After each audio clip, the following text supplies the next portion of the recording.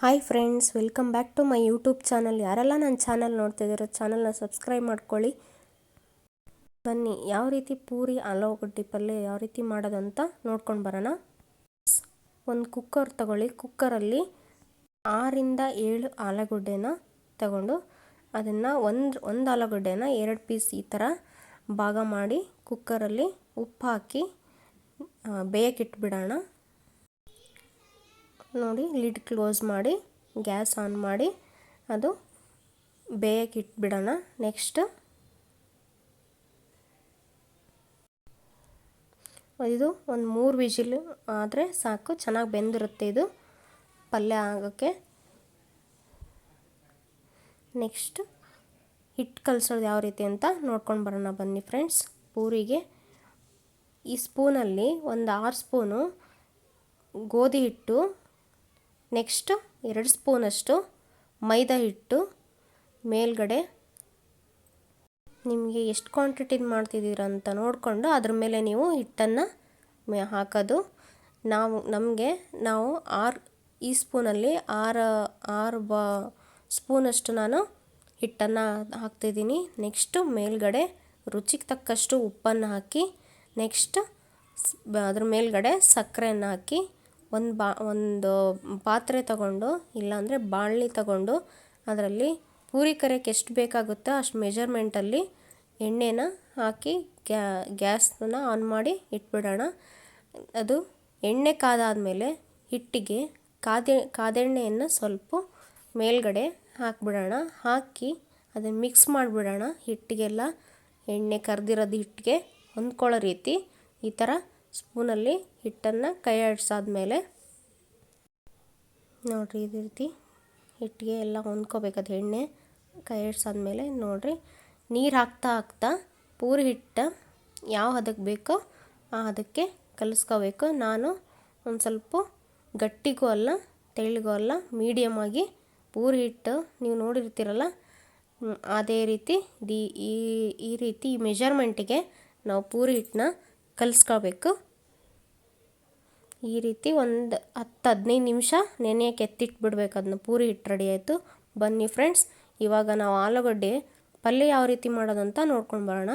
1-2 ಈರುಳ್ಳಿ ಉದ್ದಕ್ಕೆ ಹೆಚ್ಚಿ ಕಟ್ ಮಾಡಿಟ್ಕೊಂಡು ಎತ್ತಿಡೋದು, ತೊಳೆದಿಟ್ಕೊಂಡು ಕರಿಬೇವು, ಕೊತ್ತಂಬರಿ, ಉದ್ದಕ್ಕೆ ಹೆಚ್ಚಿಟ್ಕೊಂಡಿರೋವಂಥ ಮೆಣಸಿನ್ಕಾಯಿ, ರುಚಿಗೆ ತಕ್ಕಷ್ಟು ಉಪ್ಪು, ಸಕ್ಕರೆ, ಅರಿಶಿನ ಪುಡಿ, ಹಸಿ ಬಟಾಣಿ. ಇಲ್ಲಾಂದರೆ ನಿಮ್ಮನ್ನು ಹಸಿ ಬಟಾಣಿ ಇಲ್ಲ ಅಂದರೆ ಗಟ್ಟಿ ಬಟಾಣಿನ ಓವರ್ನೈಟ್ ನೆನೆಸಿಟ್ಬಿಟ್ಟು ಅದನ್ನು ಹಾಕಿದರೂ ನಡೆಯುತ್ತೆ ಫ್ರೆಂಡ್ಸ್.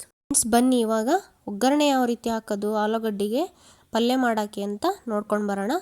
ಒಂದು ಪಾತ್ರೆ ತಗೊಳ್ಳಿ. ಪಾತ್ರೆಯಲ್ಲಿ ಒಂದು 4 ಟೇಬಲ್ ಸ್ಪೂನಷ್ಟು ಎಣ್ಣೆ ಹಾಕಿ, ನೆಕ್ಸ್ಟ್ ಸಾಸಿವೆ 1 ಟೇಬಲ್ ಸ್ಪೂನಷ್ಟು, ಜೀರಿಗೆ 1 ಟೇಬಲ್ ಸ್ಪೂನಷ್ಟು, ಒಂದು ಇಟ್ಕೊಂಡಿರೋಂಥ ಮೆಣಸಿನ್ಕಾಯಿ ಒಂದು 4 ಉದ್ದಕ್ಕೆ ಹೆಚ್ಚಿಟ್ಕೊಂಡಿರೋಂಥ ಈರುಳ್ಳಿನ 2 ಹಾಕಿ ಚೆನ್ನಾಗಿ ಪಾತ್ರೆಯಲ್ಲಿ ಫ್ರೈ ಮಾಡೋಣ. ಅದೆಲ್ಲ ಹಸಿ ವಾಸನೆ ಹೋಗೋ ಥರ ಫ್ರೈ ಮಾಡಿ, ನೆಕ್ಸ್ಟ್ ಬಣ್ಣ ಬರೋಕ್ಕೆ ರುಚಿಗೆ ಮೇಲ್ಗಡೆ ಅರಿಶಿನ ಹಾಕಿ ಕೈ ಆಡೋಣ.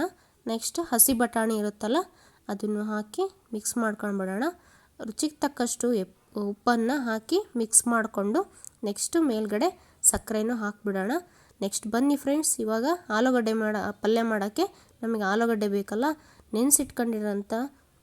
ಬೇಯಿಸಿಟ್ಕೊಂಡಿರೋ ಅಂಥ ಆಲೂಗಡ್ಡೆನ ಚೆನ್ನಾಗಿ ಸಿಪ್ಪೆ ತೆಗೆದು ಸ್ಮ್ಯಾಶ್ ಮಾಡಿ ಒಗ್ಗರಣೆ ಹಾಕಿರೋಂಥ ಪಾತ್ರೆಯಲ್ಲಿ ಆಲೂಗಡ್ಡೆನ ಸ್ಮ್ಯಾಶ್ ಮಾಡಿ ಹಾಕಿ, ನೆಕ್ಸ್ಟ್ ಎಲ್ಲ ಮಸಾಲಕ್ಕೆ ಅದು ಆಲೂಗಡ್ಡೆ ಹೊಂದ್ಕೋಬೇಕದು.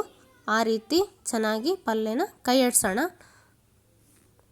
ನೋಡಿರಿ, ಈ ರೀತಿ ಸ್ವಲ್ಪ ಗಟ್ಟಿಗೆ ಬೇಕಂದ್ರೆ ಗಟ್ಟಿಗೆ, ನೀರು ಹಾಕದೇ ಇರೋಂಗೆ ಮಾಡ್ಕೋಬೋದು. ನೆಕ್ಸ್ಟು ನಿಮಗೆ ಪೂರಿಗೆಲ್ಲ ಸ್ವಲ್ಪ ತೆಳ್ಳಗಿದ್ರೆ ಚೆನ್ನಾಗಿರುತ್ತೆ ಅಂತ ನಾನು ನೀರು ಹಾಕಿ ಮಿಕ್ಸ್ ಮಾಡ್ಕೊತಾ ಇದ್ದೀನಿ. ನೋಡ್ತಿರ್ಬೋದು ನೀವು ಎಷ್ಟು ಚೆನ್ನಾಗಿ ಕಲರ್ಫುಲ್ಲಾಗಿ ಆಲೂಗಡ್ಡೆ ಪಲ್ಯ ರೆಡಿಯಾಗುತ್ತೆ ಅಂತ.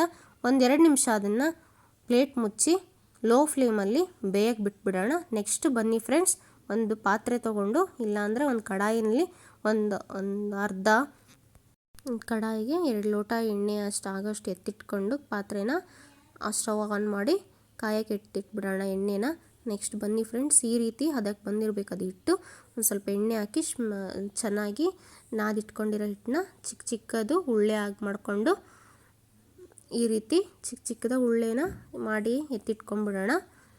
ನೋಡಿರಿ ಈ ರೀತಿ ಇದನ್ನೇನು ಮಾಡೋಣ, ನೆಕ್ಸ್ಟು ಲಟ್ಸಿ ನೋಡಿ ಎಣ್ಣೆ ಕಾದಿದೆ ಇಲ್ಲ ಅಂತ ನಾವು ಸ್ವಲ್ಪ ಹಾಕಿ ನೋಡಿದರೆ ಗೊತ್ತಾಗುತ್ತೆ ನಮಗೆ ಎಣ್ಣೆ ಕಾದಿದೆನೋ ಇಲ್ವೋ ಅಂತ. ನೆಕ್ಸ್ಟು ಉಳ್ಳೆ ತಗೊಂಡಿರೋದನ್ನ ಚೆನ್ನಾಗಿ ಲಟ್ಸಿ ಒಂದೊಂದೇ ಎಣ್ಣೆಯಲ್ಲಿ ಹಾಕಿಬಿಡೋಣ. ನೋಡಿ ಈ ರೀತಿ ಉಬ್ಬಿ ಬರುವ ಪೂರಿ ರೆಡಿಯಾಗುತ್ತೆ. ನೀವು ಈ ರೀತಿ ಮನೆಯಲ್ಲಿ ಮಾಡಿಕೊಂಡು ತಿಂದರೆ ಚೆನ್ನಾಗಿರುತ್ತೆ ಪೂರಿ.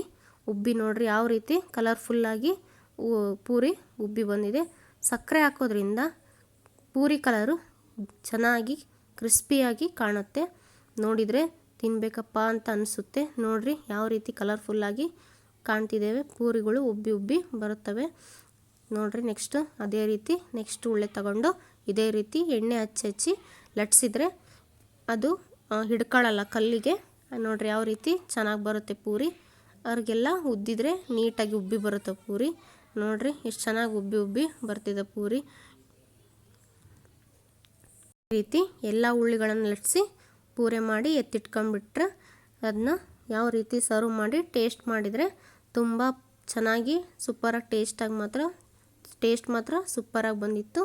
ನೀವು ಒಂದ್ಸರಿ ನಿಮ್ಮ ಮನೆಯಲ್ಲಿ ಟ್ರೈ ಮಾಡಿ ನೋಡಿ ಪೂರಿ ಯಾವ ರೀತಿ ಉಬ್ಬಿ ಬರುತ್ತೆ ಅಂತ.